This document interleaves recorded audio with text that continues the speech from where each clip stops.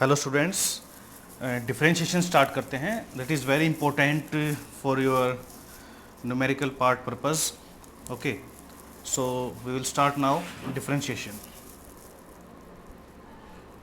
First of all, what is differentiation? Differentiation is change in one physical quantity with respect to another physical quantity. We can write change in one physical quantity. And what is physical quantity? Which can be measured, okay, with respect to another physical quantity.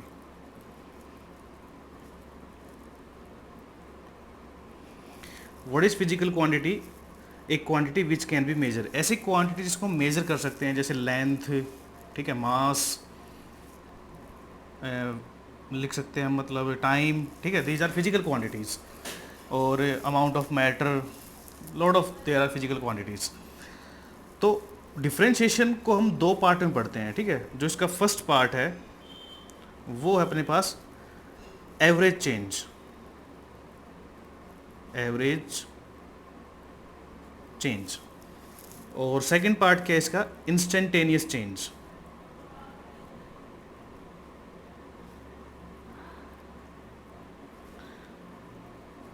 What is average change? Average change क्या होता है? Change over large interval. Change over large interval. Okay. और instantaneous change क्या होता है? Change over the small interval. Change over the small.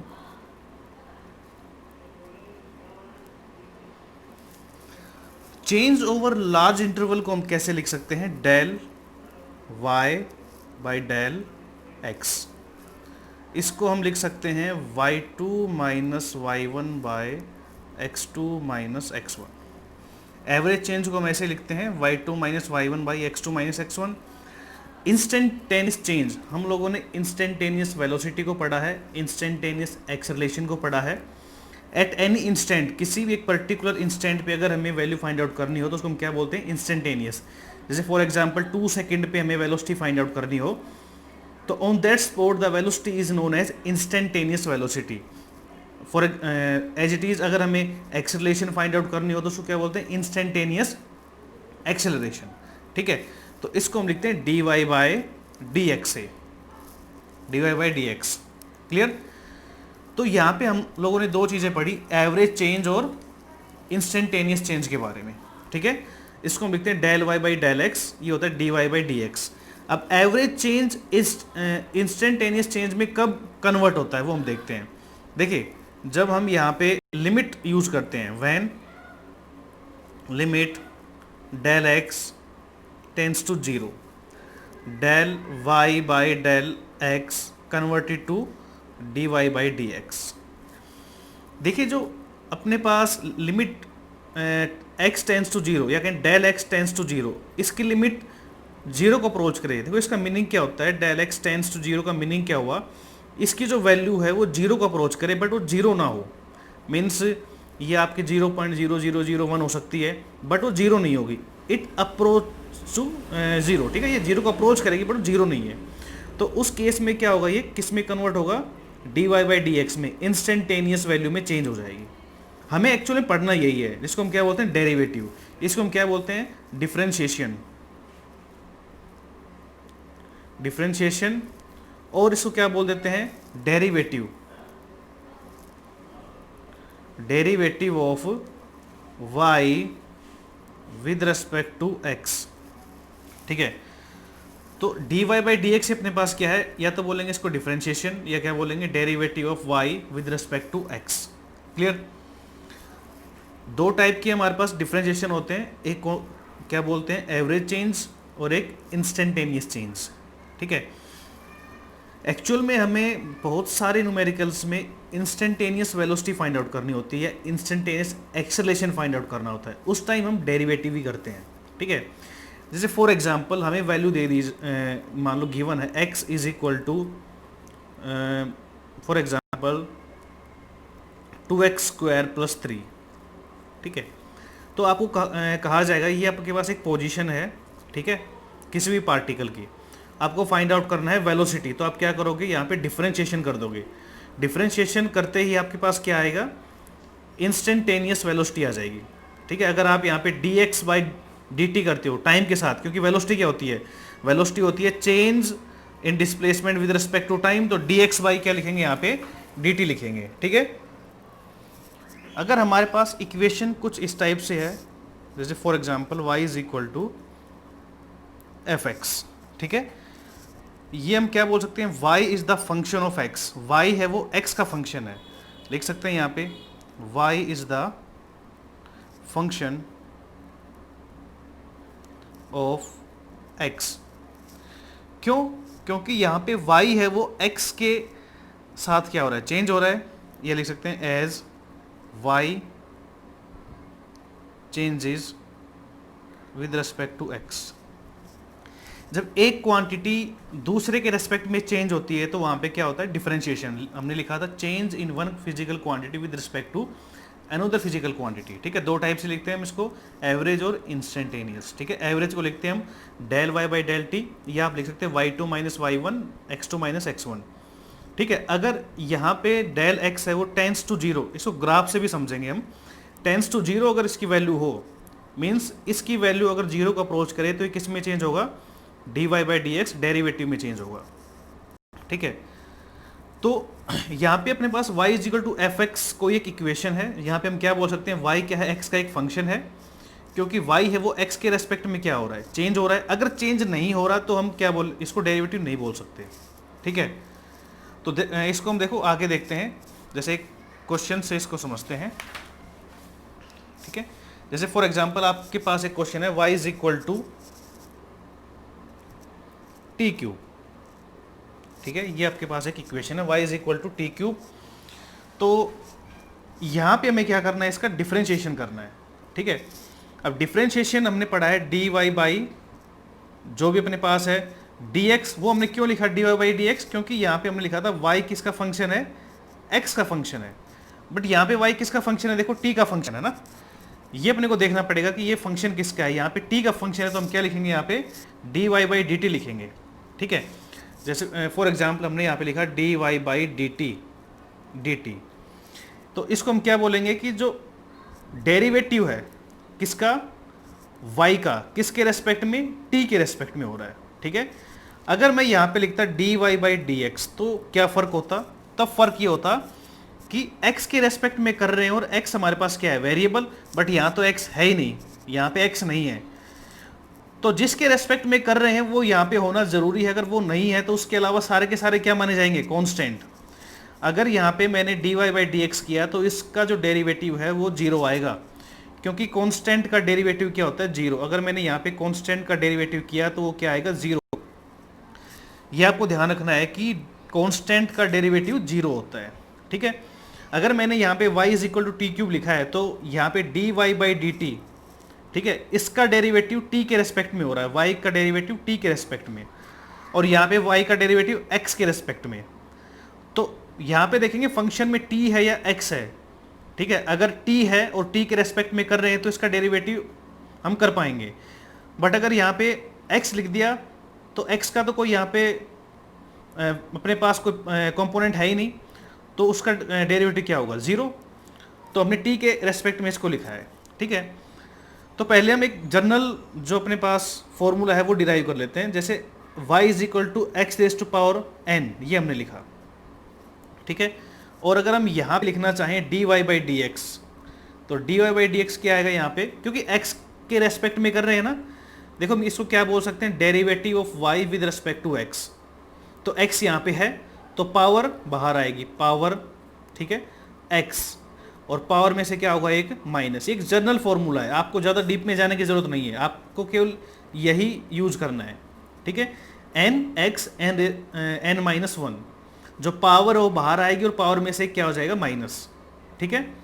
तो यहाँ पे जो डेरिवेटिव होगा वो क्या होगा, 3t 3 - 1, क्या आएगा ये 3t², ये इसका डेरिवेटिव हुआ।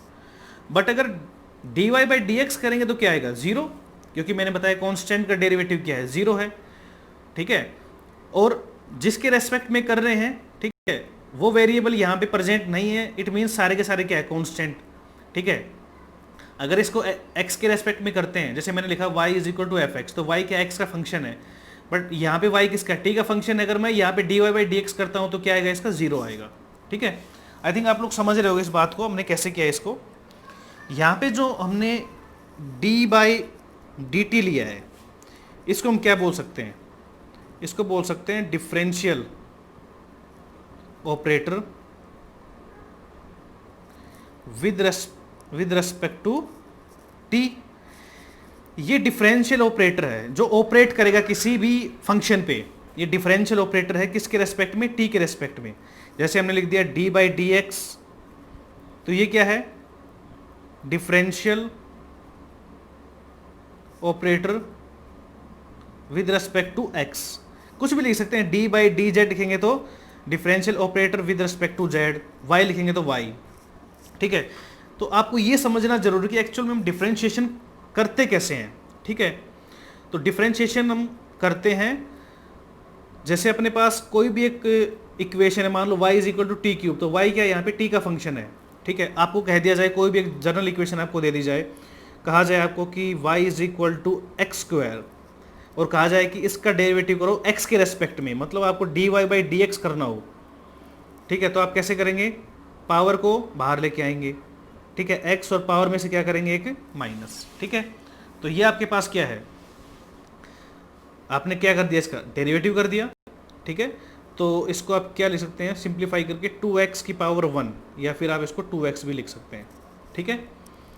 एक जनरल केस अगर मैं आपसे डिस्कस करूं, जनरल केस जैसे y is equal to c x की पावर n, ये आपके पास एक जनरल केस हम डिस्कस करते हैं। यहाँ पे c कांस्टेंट है, ठीक है, c क्या है यहाँ पे, कांस्टेंट। अब इसका डेरिवेटिव कैसे करेंगे, ठीक है। अगर हमें dy बाई डी एक्स यहाँ पे करना हो तो कैसे करेंगे, ठीक है। तो देखो dy बाई डी एक्स करने के लिए देखो आप अच्छे से समझना इसको। अब x क्या है यहाँ पे, वेरिएबल, तो x तो ये रहा x, तो ये वेरिएबल है, पर c क्या है, कांस्टेंट, ठीक है। बट ये c किसके साथ आ रहा है, वेरिएबल के साथ आ रहा है। अगर अकेला c आएगा ना तो उसका डेरिवेटिव 0 हो जाएगा। अकेले कांस्टेंट का डेरिवेटिव 0, बट ये किसी वेरिएबल के साथ आ रहा है तो कांस्टेंट को बाहर लेंगे हम और फिर इसका डेरिवेटिव करेंगे। तो इसका डेरिवेटिव क्या आएगा, n x raise to power n minus 1, ठीक है। अब इसमें एक स्टेप और याद रखना है जो जनरली हम करते नहीं है, पर हमें ध्यान होना चाहिए कि हमने इसका डेरिवेटिव कर दिया। अब जो ये वेरिएबल है इसका डेरिवेटिव होगा फिर से, मतलब dx बाय dx। तो इसको हम इसलिए नहीं लिखते क्योंकि dx बाई डी एक्स है तो ये कैंसिल होगा तो 1 ही आएगा, इसलिए इसको हम इग्नोर कर देते हैं, ठीक है। बट ये भी इंपॉर्टेंट है, आपको ये वाला पॉइंट भी ध्यान रखना है कि dx बाई डी एक्स जो है वो भी एक पॉइंट आएगा यहाँ पे। ये कैंसिल होगा तो हमारे पास क्या बचेगा, 1, तो एक्चुअल में क्या बचेगा, n c x raise to power n minus 1। तो ये क्या आ गया हमारे पास, dy बाई डी एक्स, ठीक है। देखो इसमें कंफ्यूज होने की आपको कोई भी जरूरत नहीं है। ये अपने पास c x की पावर n था, तो कांस्टेंट वेरिएबल के साथ है, कांस्टेंट को बाहर लेंगे, वेरिएबल का क्या करेंगे, डेरिवेटिव, तो n बाहर x n raise to power 1। अब ये जो बच गया इसका भी करना अपने को डेरिवेटिव जब पावर में बात आएगी। यहाँ भी करते हम, यहाँ भी तो करते हैं, देखो 3t² और dx, और क्या क्या था अपने पास, ये देखो dt बाय dt। देखो यहाँ पे हमने क्या लिखा था, ये अपने पास जो था x, ठीक है, x है उसका डेरिवेटिव करना है अपने को किसके रेस्पेक्ट में, x के रेस्पेक्ट में, ठीक है। यहाँ पे क्या है t, तो t का किसके करना है, रेस्पेक्ट में, t के रेस्पेक्ट में, तो क्या आएगा यहाँ पे 1। अब ये तो हमेशा 1 ही आता है तो इसको हम इग्नोर कर देते हैं, बट हमें ये पता होना चाहिए, ठीक है, कि जो बच गया हमारे पास वेरिएबल उसका भी डेरिवेटिव होता है विद रेस्पेक्ट टू जिसके हम फाइंड आउट कर रहे हैं। तो यहाँ पे x के रेस्पेक्ट में कर रहे थे फाइंड आउट, तो dy by D X, clear. तो कांस्टेंट का डेरिवेटिव हमेशा 0 आता है। फिजिक्स में देखो, जैसे फॉर एग्जांपल हम लोग यूज करते हैं न्यूटन का सेकंड लॉ, सबने पढ़ा है न्यूटन सेकंड लॉ, ठीक है, न्यूटन सेकंड लॉ आपने पढ़ा है 9th लेवल पे। बट एक इसका फॉर्मूला होता है, हम पढ़ते हैं force is directly proportional to rate of change of momentum, ठीक है। तो ये हमने लिखा F is equal to d p by d t. तो इसको हम क्या बोलते हैं, इसको बोलते हैं rate of change of momentum, ठीक है, with respect to time, with respect to time, ठीक है। इसको हम ऐसे भी लिख सकते हैं, rate of change of momentum with respect to time. तो जब भी आपके सामने ऐसा कोई इक्वेशन आपके सामने आती है, जैसे फॉर एग्जांपल हमने रेट क्यों लिखा, रेट एक बहुत बड़ा वर्ड है। रेट का मीनिंग होता है डिफरेंशिएशन से। जब भी आपके सामने लिखा होगा dx बाई डी टी, मान लो ये लिखा dx बाई डी टी, तो यहाँ बोलेंगे rate of change of x with respect to t। इसका मीनिंग होता है रेट ऑफ चेंज ऑफ। तो ये क्या हो गया, rate of change of momentum with respect to time, ठीक है। अब देखो, अगर यहाँ पे फोर्स क्या ले हम, जीरो, ठीक है। एक्सटर्नल फोर्स क्या होता है, अब्सेंट होता है ना भाई। कंजर्वेशन ऑफ मोमेंटम में क्या होता है, एक्सटर्नल फोर्स अब्सेंट होता है। तो अगर F जीरो है तो D p by d T किसके इक्वल हुआ, जीरो हुआ ना। मतलब किसी का डेरिवेटिव जीरो आ रहा है, तो किसका डेरिवेटिव जीरो आता है, कांस्टेंट का। मतलब P अपने पास क्या है, कांस्टेंट। P क्या रहेगा, कंजर्व रहेगा ना, कंजर्व। कंजर्वेशन ऑफ मोमेंटम में हम प्रूव करते हैं कि P क्या है, कांस्टेंट है। वो हम यहाँ से प्रूव करते हैं कि d p by d t is equal to zero. It means P क्या, P अपने पास क्या है, कांस्टेंट है, ठीक है। तो देखो हमने यहाँ पे क्या पढ़ा कि जो डिफरेंशिएशन है वो क्या है, चेंज है किसी फिजिकल क्वांटिटी में दूसरे की वजह से। दो टाइप के होते हैं, एवरेज और इंस्टेंटेनियस। एवरेज इंस्टेंटेनियस में कब चेंज होता है, जब अपने पास जो टाइम है या उसके, या फिर कहें जैसे delta x by delta T है, तो यहाँ पे जो टाइम है वो क्या हो, टेंस टू जीरो, मतलब जीरो को अप्रोच करे। जैसे ग्राफ से इसको समझते हैं। देखो ग्राफ, अपने पास ग्राफ है वाई और एक्स ग्राफ, ठीक है। तो ये अपने पास एक ग्राफ है, तो यहाँ पे क्या स्लोप है, ये स्लोप कैसे फाइंड आउट करेंगे, ये थीटा अपने पास, टेन थीटा से फाइंड आउट करेंगे स्लोप को। ये हमें क्या देगा, स्लोप देगा टेन थीटा, ठीक है। एक्चुअल में जो ये स्लोप है यही तो डेरिवेटिव है, इसी को बोलते थे हम d y by D x बोलते हैं इसको। Rate of change of y with respect to x, y में चेंज होना एक्स के रेस्पेक्ट में, क्योंकि एक की वजह से दूसरा भी चेंज हो रहा है, ठीक है। तो ये एक्चुअल में जब हम स्लोप फाइंड आउट करते हैं, स्लोप क्या है, डेरिवेटिव ही तो है। जैसे फॉर एग्जांपल आपके सामने डिस्प्लेसमेंट टाइम ग्राफ है, ठीक है, कुछ भी है, मान लो डिस्प्लेसमेंट टाइम ग्राफ है, और आपको वेलोसिटी फाइंड आउट करनी होती है, तो आप क्या करते हो, स्लोप फाइंड आउट करते हो ना, स्लोप। जब भी डिस्प्लेसमेंट टाइम ग्राफ है, इसमें अगर आपको वेलोसिटी फाइंड आउट करनी होती है तो आप क्या क्या फाइंड करते हो, आप स्लोप फाइंड आउट करते हो। स्लोप क्या है, डेरिवेटिव ही तो है। तो जैसे आपके सामने x is equal to for example value आ जाए टी क्यू, और आपसे कहा जाए कि फाइंड द वेलोसिटी, तो आप क्या करोगे, d x by d t तो करोगे आप।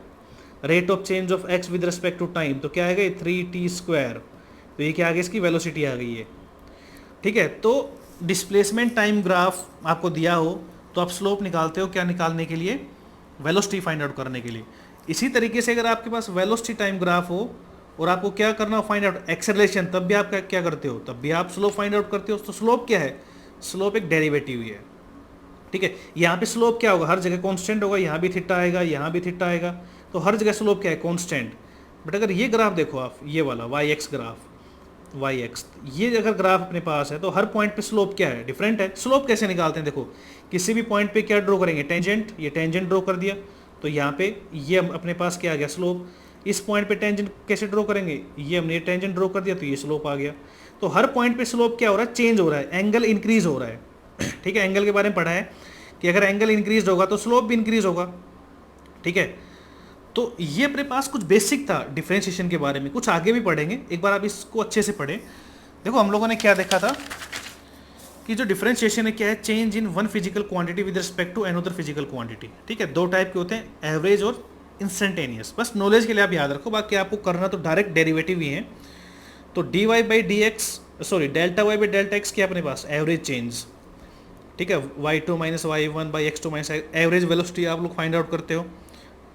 इसी में अगर delta x tends to zero हो जाए, जैसे मैं ग्राफ से समझाता हूँ आपको, मान लो ये अपने पास ग्राफ है,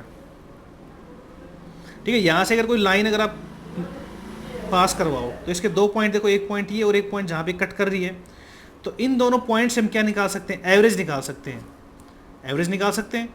बट अगर ये दोनों पॉइंट बिल्कुल पास पास आ जाएं तो यहाँ अगर आप टेंजेंट ड्रॉ करो तो इन दोनों के बीच की मान लो डिस्टेंस इनकी डेल्टा एक्स है, तो अगर दोनों पॉइंट बिल्कुल पास पास आ गए, अब बिल्कुल इतने पास आ गए कि हमें पता भी नहीं इनकी डिस्टेंस कितनी है, तो अब देखो डेल्टा एक्स बहुत कम हो गया ना, टेंस टू जीरो हो गया ये, मतलब जीरो तो नहीं है पर जीरो को अप्रोच कर रहा है। तो इस पॉइंट पे हम दोनों का टेंजेंट एक ही हो सकता है, मतलब इन दोनों पॉइंट का टेंजेंट सेम हो सकता है, बट यहाँ नहीं हो सकता ना, यहाँ पे तो ये दो पॉइंट दूर दूर है, तो ये तो यहाँ पे कट करती हुई लाइन जाएगी, तो इसको टेंजेंट थोड़ी ना बोलेंगे। टेंजेंट तो किसी एक पॉइंट पे टच करके करती हुई जो लाइन जाएगी उसको बोलते हैं टेंजेंट।